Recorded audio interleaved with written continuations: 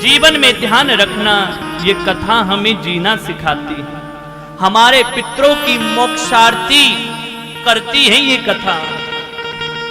जब आप सच्चे मन से बैठकर यहां कथा श्रवण करेंगे ना कहीं आसपास ही आपके पितर भी देख रहे होंगे और अपने आप को गौरवशाली महसूस कर रहे होंगे। हाँ? और जब व्यक्ति नीच कार्य करता है, इन 16 दिनों में मदिरा पान करता है या नशे वृत्ति में ज्यादा घुसा रहता है, परिवार में अशांति बनी रहती है, परिवार में क्रोध आते हुए परिवार में हमेशा इन 16 दिनों में जो परिवार से लड़ाई करता है, वो जीवन में पितृ उस परिवार से हमेशा रुष्ट हो जाते हैं और रुष्ट होकर श्राप देकर चले जाते हैं।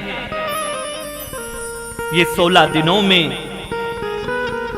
प्रयास यही करें कि हमें ऐसा कोई कार्य ना करें। इन 16 दिनों में झूठ ना बोलें, प्रयास यही करो। हाँ, प्रयास यही करें कि क्रोध ना करें। हो सके इन 16 दिनों में एक समय भोजन करें, व्रत रखें। और यदि आप व्रत आदि नहीं रख सकते, जिस दिन आपके पूर्वजों का श्राद्ध है उस दिन तो आप एक समय ही भोजन करें। वो भी नहीं हो सकता तो कोई बात नहीं, लेकिन उतनी देर भूखे रहें जितनी देर हम अपने पूर्वजों के निमित्त ब्राह्मण भोजन करा रहे हैं, उतनी देर भूखे रहें। जब ब्राह्मण संतुष्ट होकर चले जाएं, तब जाकर आप भोजन करें। सबसे पहले अपने घर के बड़े बुजुर्ग जो विराजमान हैं, सास ससुर, उन सबको दें। छोटे बच्चों को खिलाएं, पतिदेव इत्यादि को भोजन देने के बाद ही आप भोजन करें। मधुर भाषी रहें, क्रोध ना करें, ध्यान रखें।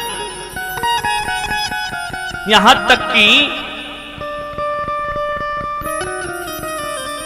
गरुड़ पुराण में सुनने को मिलता है, उनकी मुक्ति हो जाती है जो भागवन स्वयं भागवत का आश्रय लेकर